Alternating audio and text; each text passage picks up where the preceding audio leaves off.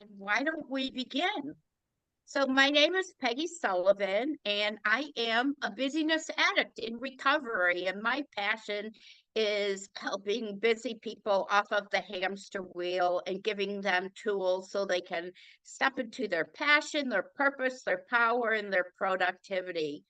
And when I realized that today was going to be all about education, I couldn't help think back on what my father used to tell me as a little girl. And he always used to say, Toots, a day without learning something new is a lost opportunity. And I would say, Dad, why do you say that? And he would always say, when we learn something new, we learn that we can do hard things. We learn how to grow. We learn that we can be resilient. And that is why it is so important to continue our education. And we have an amazing panel today that's going to teach you all about that.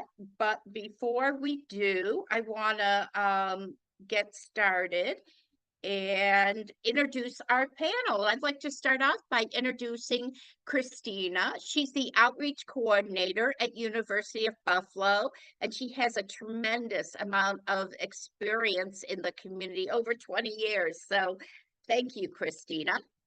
And then Gina. Gina is the CEO of the Buffalo Center for Arts, BCAT, and she has also spent a tremendous time in the community and serves on several boards. And we are lucky to have her here today. Welcome, Gina. And then Wendy Lisinski, who's Director of Adult Learning at the JCC. And I just wanted to also, thank her. She really has a special way with her students to help them step into their power and overcome academic hardships. And so, a special shout out to her. And then Janelle Spatal, she's Associate Director of Experiential Learning and Student Employment at the University of Buffalo, one of my favorite schools. And she also helped grow the Racial Justice Network in UB. So thank you for the good work and the important work that you do, Janelle.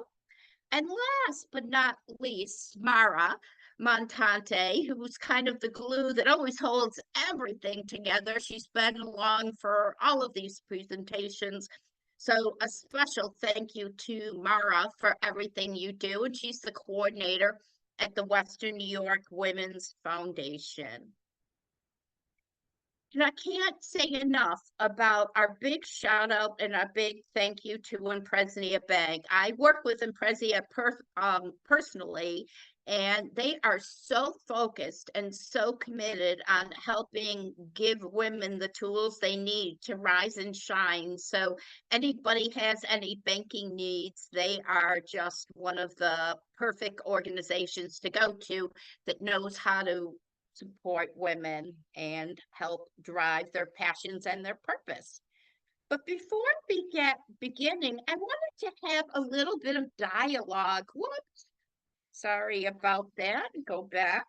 I wanted to have a little bit of dialogue about the education and career journey of our participants today. And I'll give you all a opportunity to give some thought about something that you'd like to add. But I'll step in and say, I went back to school to get my executive MBA at UB when I was in my mid 40s, and it was really, really hard. I was a single mother. I had gone to school when computers weren't a thing. We still used typewriters, and I actually had never sipped a glass of beer in my life.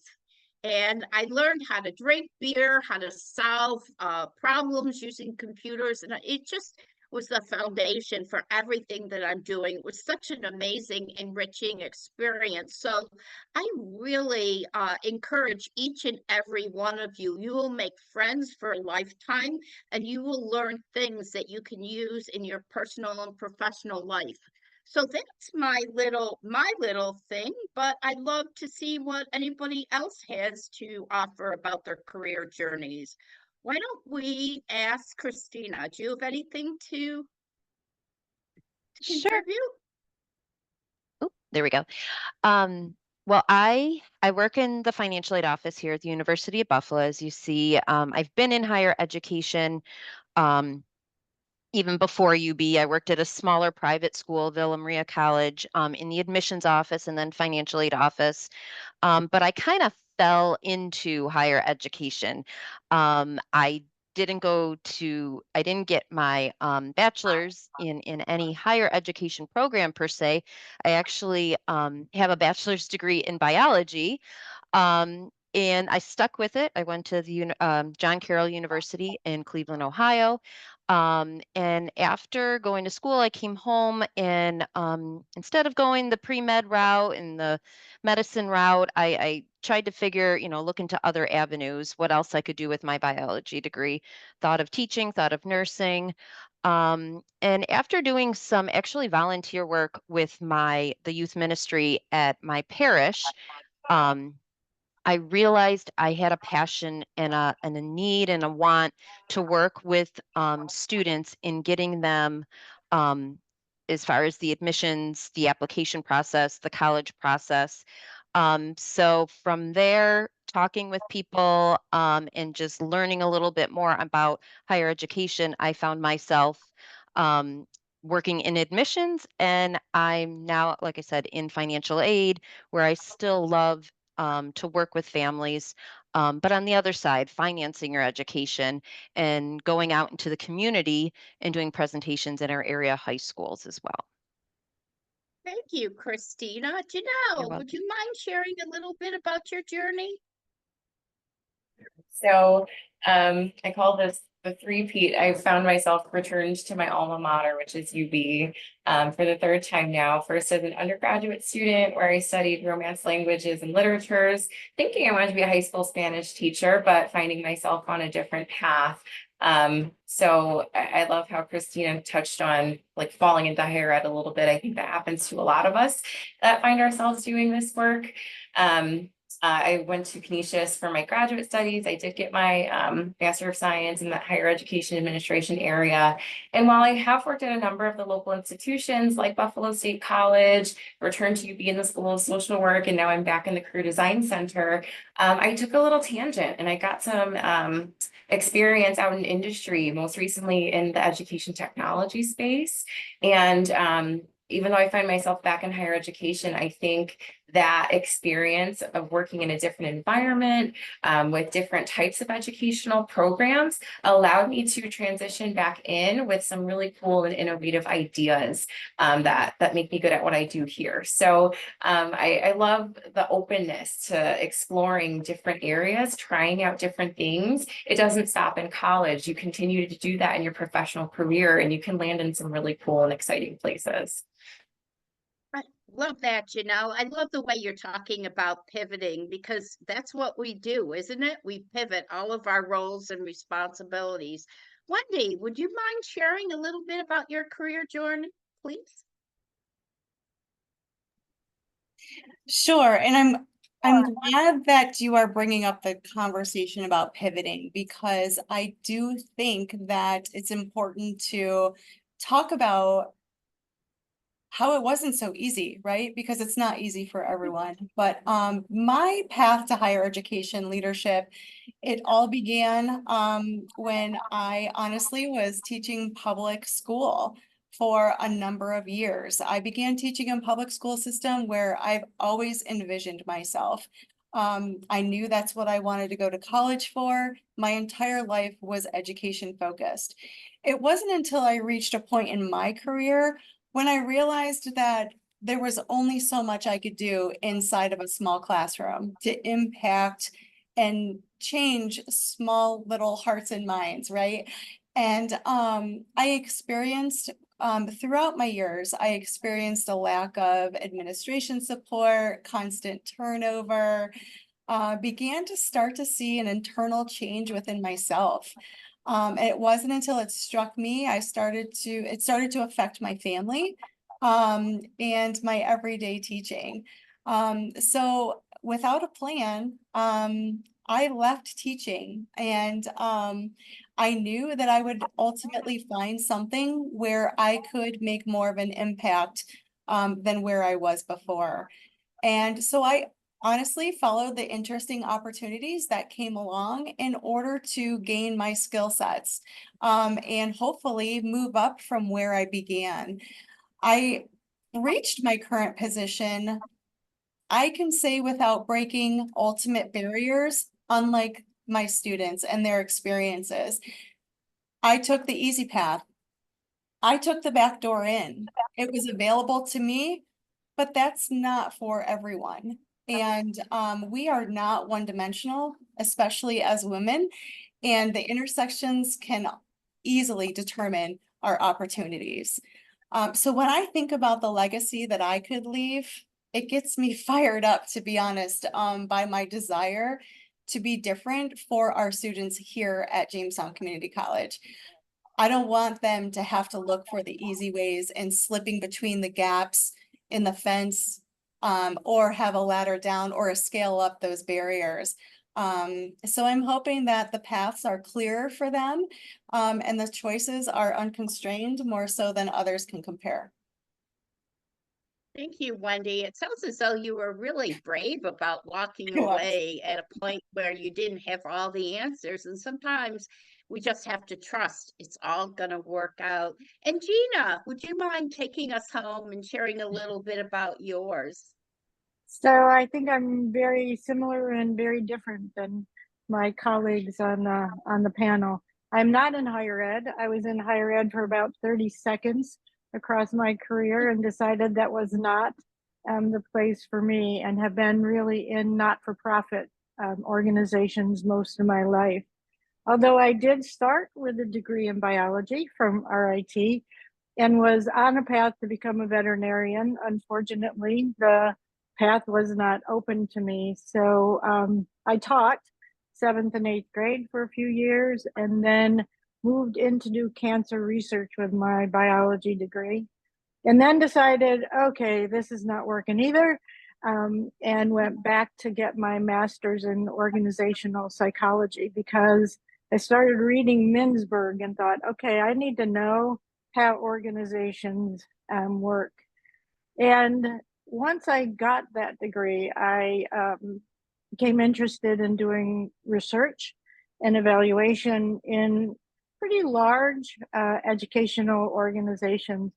And I've lived in DC, and I've lived in Boston, and I've lived in Chicago, and I lived in Amsterdam, and all of these places allowed me to practice my organizational psychology and research and evaluation. And most of the organizations I was in were fairly large. It all took me back to BCAT, and I think someone else said this. When you're in research and evaluation, you stand outside of the reality of education, and I really wanted to be closer to the students and the people who are most impacted and oftentimes most discriminated against in education, which is why I came to BCAT to work with mostly women here who are struggling to find their careers going forward, and our youth who are most often disconnected from high school and looking for paths forward. I did my executive education in Chicago, and I think the thing I learned along the way, 3 things. One, I really prefer to work for women, and I really prefer to have women as mentors, because it seems to have been the reason why I've been able to move up in my career. And the second thing is that I am committed to giving back in the same way to women who are looking for support moving forward, because as someone else said, it's not easy, and it's gotten a little bit easier. I mean, for all of us who have been on this path for a while, we know the discrimination and the kind of blocks and barriers that are put up for women, especially women who are moving up into CEO positions or executive positions in organizations. And I think the third piece, which is really important, is that you don't have to know where you're going. You just have to know what you want to get as you're on the path. So for each place that I was, I decided what I wanted to learn during that journey, either as a teacher or as a, an assistant, or as a vice president, or as a policy person. And then connected that to an education process, either in a university or in a training class or in something that actually helped me build my skills, because my goal was to get to where I am, which is to lead an organization and to be able to give back. I love that, Gina. Thanks for sharing. I think this all gets back to you don't need to know where you're going. You need to be willing to pivot. You need to be able to fly. You know, sometimes there aren't the guardrails there for you, but that it's all an opportunity to learn and to grow and to find out what works for you and what doesn't work for you. And I think everybody who shared their story had a little bit of a pivot and a change. And so I think when we're little girls, we feel as though we have to know everything and what we're going to be when we grow up. But the reality is, we can ebb and flow and be anything we want to be, and we can change our minds and do what feels right at the time and still offer impact and value. I would like to pass the baton to Christina, who is going to talk to us about financing your education. All right. Thank you, Peggy. Yeah, I mean, a big piece of, going and pursuing your education, of course, is financing it, right? How are we going to pay for this? And that can be scary at times. That could be, it it may keep people back from pursuing their education. But the big thing to know is that there are various ways to finance your education. I mean, first and foremost is, federal financial aid. Definitely just filling out the FAFSA, the free application for federal student aid, is really your first step, unless you've exhausted all of your loan allotments, which you may or may not have, depending on where you are in pursuing your education and how, if you've taken out previous federal loans.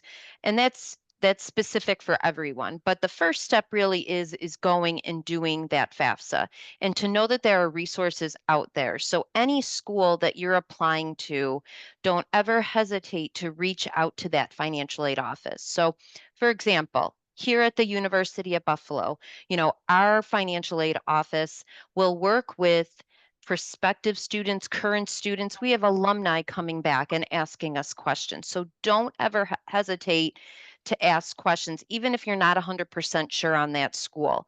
Ask questions about how to do the application, any deadlines, any other applications you need to turn in.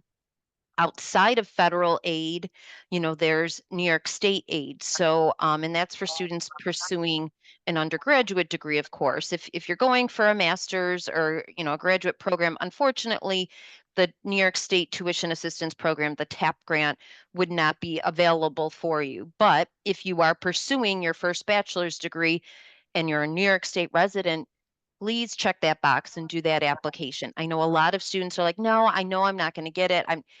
It can't hurt. Do the application. And our applications, I mean, there's a lot going on in the news, and they're updating the FAFSA. There's been a lot of little glitches this past year, but the federal student aid is definitely working through them. But the big takeaway is reaching out to us, to those of us that work in these offices to assist you. Outside of the applications, of course, is looking for any, financial aid applications. Outside of that is looking for scholarships. And that is a big undertaking. I mean, it does take some time. There's a lot of free money out there. Various organizations have scholarships for students, scholarships specifically even for women going back to school. So there's a lot to look into, and sometimes it's doing a search online. Sometimes it's just talking to colleagues, to relatives, people that are in organizations that may have scholarship or tuition reimbursement programs. So it's really taking the time, developing some good scholarship essays that you can utilize for various scholarship applications.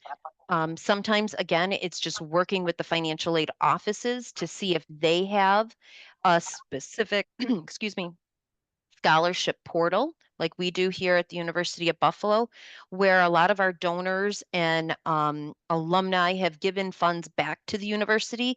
And sometimes students don't know about this. And so it's money that's sitting there. So you really want to make sure you can get your hands on those and ask where you can apply for those scholarships. But again, definitely looking online, just be careful, cognizant of doing scholarship searches online. There could be, scams out there. You don't want to put all your financial information out there if you don't have to for free money for scholarship searches.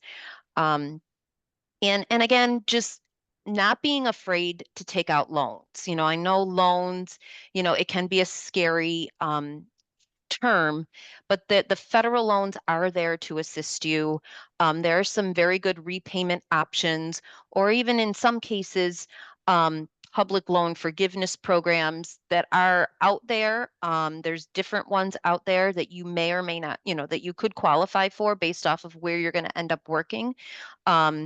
So, definitely check out the federal website. The studentaid.gov is really everything and everything federal financial aid. And the New York State's website, Higher Education Services Corporation. Those are two great websites to start.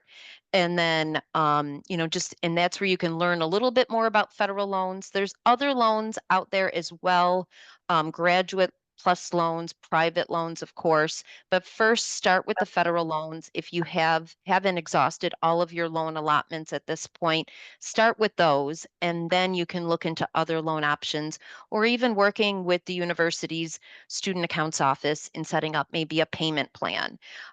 Sometimes students decide they want to do that. They have the funds able to just pay out of pocket and in an installment program.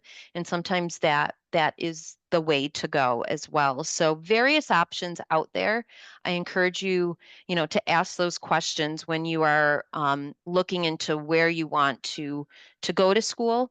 And I know, individuals, colleagues of mine at various other colleges, and universities, we definitely take pride in giving you that attention that you need, because this is a big decision. This is a big investment for you. And we're definitely here to support and assist you, excuse me, through that process. Thanks, Christina. So it's good to You're know welcome. that there are so many different avenues that we can go through to find ways to finance our education. I would like to pass it down now to Gina and Wendy, who are going to talk a little bit about Empower, BCAT, and the JCC. So I can jump in and start. BCAT is a training program, actually a workforce development program for and underemployed adults. And the students that we serve are not inclined to be headed toward higher education for several reasons. Many of them have been out of the education space or out of the workforce for a very long time. And coming into this workforce development program is a first step. It's not to say that they won't end up in more advanced degree kinds of opportunities, but it is a first step into establishing a career for them in allied health or in technology or in landscaping, right? So they come into BCAT, it's a completely tuition-free program. So there are no obligations for any costs, and they leave the program completely debt-free, which is really important. Majority of our students are on some kind of social services support. So really, they would not have the funds to even pay for books or any of the study guides or any of the certifications that come with this. What happens and why this is really critical for so many of the adults coming into our program is that they leave with a very specific skill set that's tied to a very specific set of jobs. So for example, you can be a phlebotomist, or you can be a medical assistant, or you can be a farm tech, or you can be an IT networking person. We help them actually identify, once they have their certification, where to look for jobs. And part of our work with the Western New York Women's Foundation is to help build the skills that our students need. They get the technical skills with us, but oftentimes they need the work readiness skills, or they need the interviewing skills, or they need to know how to do a job search, or they need to know how to do or build a resume. And the partnership with Empower is really critical to them having the conversation without judgment and without fear, to prepare to move into a place where they're actually identifying a job and interviewing for them. We also get support in that many of our students, unfortunately, deal with life challenges and crises on a regular basis, like, you know, maybe their car breaks down and they can't afford to pay for it, or maybe they're evicted from their apartment, or they have so much back dues on their utilities, right, that it would prevent them from continuing to be in the program. And so working with them to identify where they can get resources to help either address the debt that they have or the financial challenges they have, or to identify other resources in the community. So while they're here at BCAT, they gain confidence, they gain a skill, they gain a certification. And oftentimes that is the next sort of badge of courage that they get to move into, you know, a degree program or into a job with lots of opportunities for advancement, because they begin to advocate for themselves. So that's BCAT. I love that. Wendy, would you mind telling us a little bit about what you offer? Sure. So JCC collects, of course, data on students. Not too long ago, we took a deeper dive and noticed a significant increase in adult learners and those who are single parents. Statistically, 1 of every 5 college students is a single parent. In more particular, women can easily face gender-specific obstacles in higher education. They may encounter a lack of access, or perhaps an individual is a first-time generation college student. Gender stereotypes and limiting even social expectations, or maybe even the opportunity to interact with classmates. The stigma of being, feeling like you can fit in, right? Especially with those who have dependents, they've played definitely their part, and almost, I don't like to say this, but it disempowers them.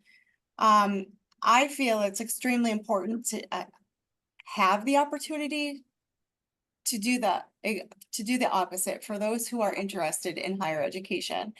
Whether it's a pathway leading to workforce training, a 1-year certificate, or even a 2-year program here at JCC, it's a personal responsibility of mine to help an individual to find the right pathway that suits them. It's crucial that we help to undo any potential damage to encourage ambition here at JCC and help them to mold our future leaders. But we first have an obligation to be a part of their successes, right? And by helping them with our program, our Empower program here at JCC, to empower them, be a part of their success story with completion and retention here at the college. So this involves for me a deeper sense of their belonging and how they're feeling here while they're enrolled in their academic pathway. The financial and time pressures on any student in particular are immense, on top of thinking about being a single parent, right? Not having anyone to go home to, bounce ideas off of, have to juggle, you know, making dinner, completing coursework, putting your young one to sleep at night, in hopes that you even have the energy to even complete coursework, right? So they're taking on a lot more than the average student. But who do they have to turn for support? And so that's our program. That's our spree program here at JCC. It's a single parent program that provides intrusive support for single moms. We help to seek scholarships when the financial and time pressures on student learners, you know, they can outweigh any other stressors, right? So helping them even seek additional scholarships to help pay for their tuition, excuse me. But not only that, having them be aware of the access to on and also off-campus resources of supports. Because when they're connected to supports and they're feeling well supported, their chances of performing better in the classroom academically will be higher. So our partnership with Empower is an incredible opportunity for Jamestown Community College to help alleviate situational barriers that can easily impede an individual's education and their chances to complete their program. I love that, Wendy. Do you know, I've seen you kind of really relate to this discussion and smile, so I'd like to offer you an opportunity to chime in. Thank you. I appreciate that. I can relate on the single mom front, but from the professional perspective, it was not during my time as a student, but absolutely understand just the difficulty in trying to find that balance with all the responsibility that falls on single parents, and that need for support. And it made me think of some of the funding that I work with in the experiential learning area.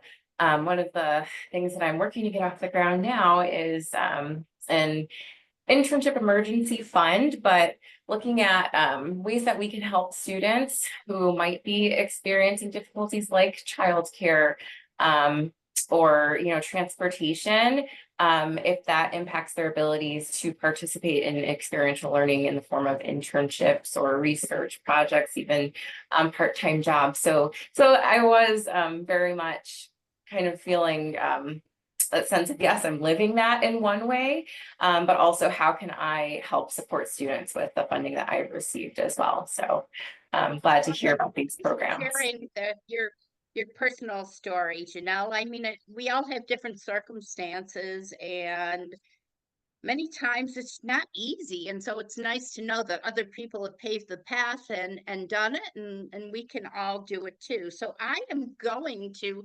now turn the conversation over to Mara to talk about the difference in pay equity. And I don't know that I'm going to love hearing the stats and the statistics about this one, but Mara, please give us the facts.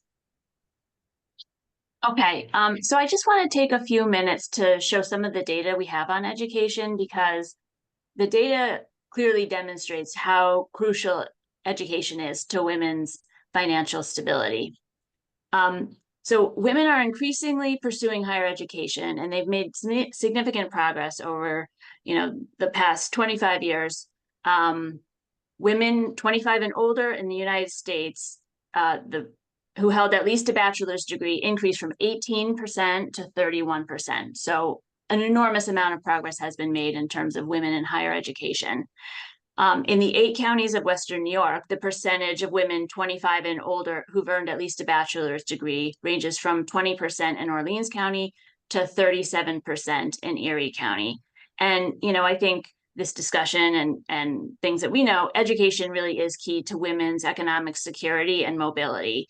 Women with higher levels of education are more likely to be employed, they're less likely to live in poverty, and they usually have access to higher paying jobs. In Buffalo, a woman with a high school diploma is 3 times more likely to live in poverty than a woman with at least a bachelor's degree. But a quarter of women 25 and older in Buffalo haven't taken any coursework beyond high school, so they're at a financial disadvantage throughout their lives. Not earning a high school diploma is even more detrimental. In Buffalo, half of the women in Buffalo without a high school education live in poverty. You want to click the next slide, please? Sure. Okay, so MIT comes out with a living wage estimate for different counties. And they calculate it based on family composition and geographic location, and they include basic needs such as housing, food, childcare, transportation. It doesn't include any savings for emergencies or retirement or college. So in the little boxes in each county, you see the living wage that's been estimated for one adult. And you can see these are, this is the median annual income for the 4 largest counties in Western New York from 2023. So this is data that just came out. And you can see that women with some college education or an associate's degree typically do not earn enough to earn a living wage. And there's millions of women in low paid jobs who don't earn enough money to meet their basic needs. And I think this really shows how necessary higher education is to improve career opportunities, so that women can earn a sustaining income for themselves and their families. Next slide, please. So while higher education is crucial for career advancement, and median income is much higher for women with a bachelor's degree compared to women with a high school diploma, women still face a persistent wage gap compared to men with lower educational credentials. Current data suggests that a woman must complete an additional degree to secure equivalent wages to a man with less education. So you can see this chart is for Erie County. Women with some college education or an associate's degree earn approximately $6,000 less than men with a high school level education. Women with a bachelor's degree earn about $1,000 less than a man with some college or an associate's degree. And a woman with a graduate or professional degree earns approximately $1,300 less than a man with a bachelor degree. So that's it's the persistent wage gap. We have to do more than just education, but as you can see, the median incomes are significantly higher with the increasing levels of education. Next slide. So, while higher education does not eliminate the gender pay gap, each additional level of education is associated with higher income, and investments in higher education do result in higher incomes for women. Again, this is for the 4 largest counties in Western New York. And you can see, like, for example, in Erie County, compared to a woman with a high school diploma, a woman with an associate's degree have median earnings of almost $8,000 more a year. And that would pay, for example, for community college tuition at SUNY Erie, which is about $6,000. And earning a bachelor's degree increases women's median annual earnings by even more, as you can see, and so on in terms of graduate and professional degrees. So I think, this data shows how crucial it is for us to advocate for policies aimed at increasing educational opportunities for women and all the programs and policies that can support women in trying to pursue their higher education degrees. So I would like to now just open it up, and I'm going to stop share so I can see everybody's faces and just have an open discussion. First and foremost, does anybody on our call have any questions? I don't see anything in the chat box, but please feel free to ask a question now. And if not, then I'm going to fire away at our panelists. Okay, I'm going to fire away at our panelists. Janelle, I'm going to call on you, and I'd like to ask you, how can you leverage practical experiences in lieu of an education? So one of the trends we see these days is that a lot of employers are moving away from looking at specific degrees and educational backgrounds and really doing some skills-based recruiting, which is exciting because it means that they're recognizing that major does not equal, one particular career and one particular path, and that there are so many transferable skills and experiences. So I always recommend that students start with exploration. If they're thinking about their desired job target or field, explore that field. So use resources like even Bureau of Labor and Statistics can kind of lay out the education requirements for certain careers, the demand for those careers, what kinds of experiences are needed to break in, and it'll also give you different job titles and groupings. So when you have those titles, search them, see what those job descriptions look like, see what the day-to-day looks like and the responsibilities and the skills needed to do that kind of work. And then that can be your guide into seeking out those practical opportunities that are going to gain you those skills and help you to grow those skills. So it's nice when you can gain direct experience, if you're looking to go into a particular field like marketing and you get a marketing internship, great. But if that's not accessible to you, you might find another type of job or internship or project experience where you're still gaining those skills and you can still talk about those skills on your resume in a way that's going to help you obtain your next step and reach that career target. Thanks, Janelle. Another question, and anybody who feels like they want to jump in, but how did the choice of educational institution impact your career? And I can start in with that. I started off at Fredonia and I transferred to RIT. And while I got an amazing degree there, I don't think that I think the lesson I got in diversity was even better. I had transferred there and I was thrown into the school for the deaf, and I didn't know sign language. And, that particular experience, while I learned so much about school, I learned about how to communicate with people that were different than me. And it was to this day, one of the most amazing experiences I got, that was outside of the classroom, and just being able to accept, differences in people and different ways of communicating and different needs. So for me, that was great. But how about anybody else? I can jump in. I got some interesting experiences as an undergraduate student at UB. So think, large Research One public institution, and then going from that to Canisius, now University, which is a smaller, private, religiously affiliated institution.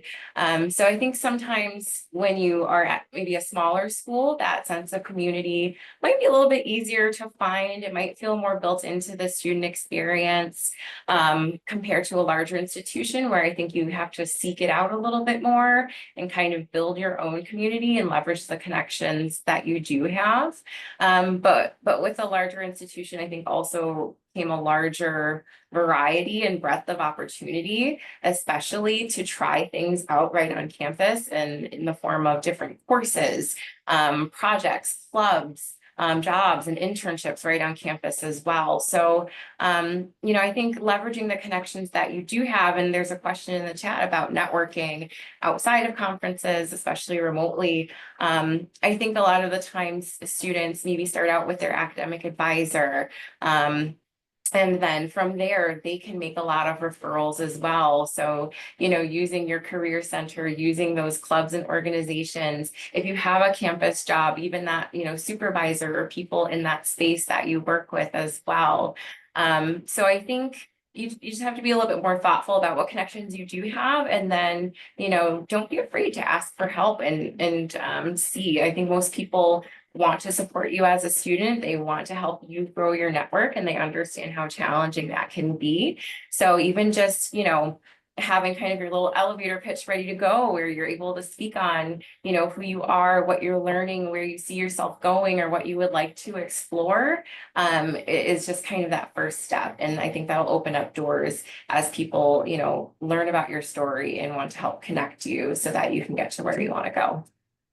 One of the big things that I learned along the way, when I decided that I was looking to advance my career, and I had my master's in organizational psychology, it really wasn't until I identified the executive education program at Chicago Booth that on my resume it looked like I could elevate into a higher position. So I think when you're looking to progress in your career, that you want to find specific programs or specific trainings that actually tie directly to where you're wanting to go, so that on your resume you look like you're intentional about building those skills to move forward. Yeah, and I'd like to chime in a little bit. I think you never know where you're gonna find someone that you can network with. I know last year I did what I called a 100 coffee challenge, and I just went on LinkedIn and I introduced myself to 100 people that I thought were interesting, and I asked them all for 15 minutes. And it's amazing the networking opportunities that that opened up. I mean, it was really countless. And yes, I got a lot of rejection. Not everybody wanted to have a virtual coffee with me, but surprisingly enough, 67, almost 70% of the people that I reached out to said, yes, 15 minutes, no problem. And I really expanded my network. And I think the other thing is, your network is everywhere. It could be the person pumping gas next to you. It could be the person that's working on your teeth. It could be the person behind you in the grocery store, the person sitting on a bus. You never know where these people are going to be. And if you get curious and you start to ask them questions about what they do, and you tell them a little bit about your journey and your needs and what you're looking for, all of a sudden you start to create this mutual beneficial conversation where everybody can win. But Charla, I see you nodding your head. Do you have anything to add here? Everything that you're talking about today is really resonating with me. I work for the Western New York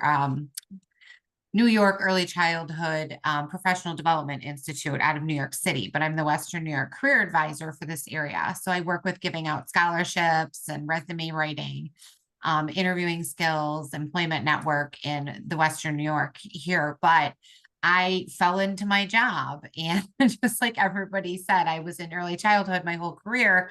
I knew nothing about scholarships. I knew nothing about higher ed besides getting my degrees.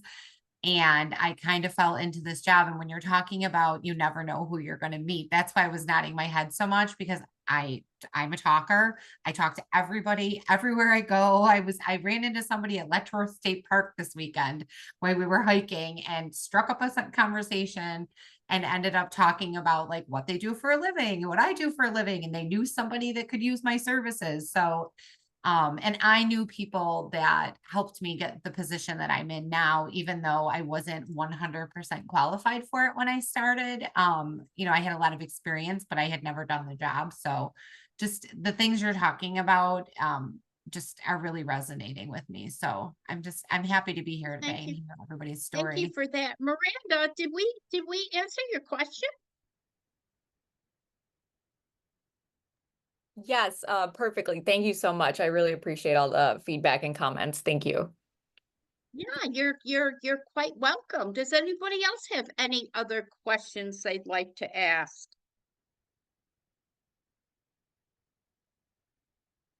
I'm going to ask one more question and then we'll go into a little bit of a wrap up. And I guess it would be about what advice you would give to students who are unsure about what they want to do. Does anybody have any advice on that? We talked about it a little bit, but Jump in. Being that I do work in our career design center here at University of Buffalo, and we have a number of resources available to aid students in that kind of exploration. So I would say, across any campus really is going to have a career center. Again, I know I touched on students typically starting with their academic advisor sometimes when they're not sure if you know, their major is a good fit for them anymore. So they can definitely help you get a sense for what your academic options are in terms of majors and programs. And oftentimes they will refer you to, you know, a career design center like ours to meet. We call our career counselors career design consultants because they're really big on the designing your life model. And a lot of our resources help walk you through that process. But we look at that self-exploration, your interests, your values, your personality, your skills, and even what kinds of problems you'd like to solve in the world. And from there, we can help you create an action plan to kind of figure things out and try things out. So even right on our website, you can book an appointment with our career design consultants and see a number of our resources that are interactive. We have a digital challenge that, again, like helps you narrow down what kinds of things you'd like to work on perhaps in your career. We have Pathway U assessments in our Connectable platform that can just kind of give you a sense for some areas of work based on, you know, again, your personality and values and unique skills. So that's a good starting point for exploration. We're big on experiential learning, and I touched on it, but SUNY has invested a lot of money into the creation of opportunities for students. So our office is funding, you know, undergraduate research, part-time jobs, and internships on campus, which are some really exciting new things that we're doing and supporting across campus. So that's fun. And that's another way to try things out, you know, as you're exploring. We even had a Designing Your Life retreat over the summer for first-year students at Camp Leona. And that taught incoming students about those principles of design thinking as it relates to career.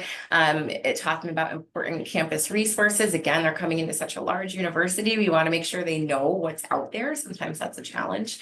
And building community as well. So there's lots of cool things going on. There's lots of resources at UB. So I would say if you're ever feeling uncertain, that career design center or a career center on your respective campuses is a great starting point for students. That's great. Well, I'd like to close with a little discussion about what we're going to chat about next month, because this is a reoccurring series. And next month, we're going to talk about really breaking boundaries and exploring non-traditional careers. And that will be really exciting. I know for me, I explored a non-traditional career and I love what I'm doing. It's different. It's very rewarding. And if you would have asked me if I was going to be a speaker, which is what I do, 20, 30 years ago, I'd say no. You know, I'm meant for the corporate world, or I'm meant for marketing and communications. And so it just goes to show that you really never know where you can end up and what you're capable of doing. You just got to put yourself out there and give it the old college try. So I want to thank all of our panelists for joining us and all of our guests for joining us here today. It was a wonderful discussion, a vibrant discussion. And unless anybody has anything else to offer, I'd like to give everybody 5 minutes back in their day. Thank you, Charla.